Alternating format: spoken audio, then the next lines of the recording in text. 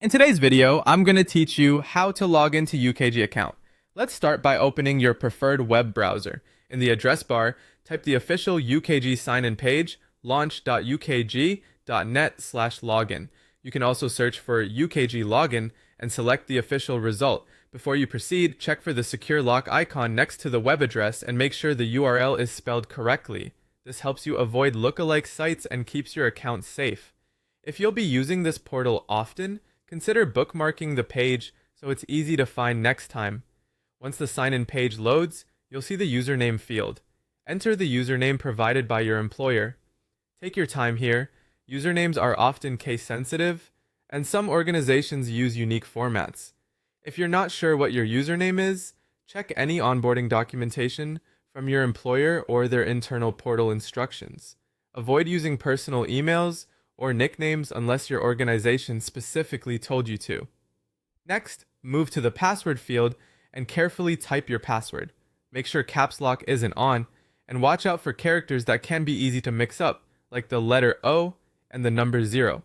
If there's an eye icon, use it to briefly show the password and confirm it's correct, especially if you're on a private device. For security, don't save your password on shared or public computers, and avoid using the browser's autofill if others might access the device. When your username and password are set, click the Sign In button.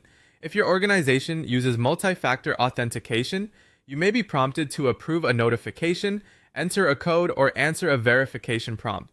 Follow the on-screen instructions to complete that step. After a moment, you should be taken to your UKG dashboard, where you can view schedules, pay statements, benefits, and other workplace resources. If you don't get in on the first try, don't worry. Double-check the spelling of your username, re-enter your password, and verify that your keyboard layout is correct.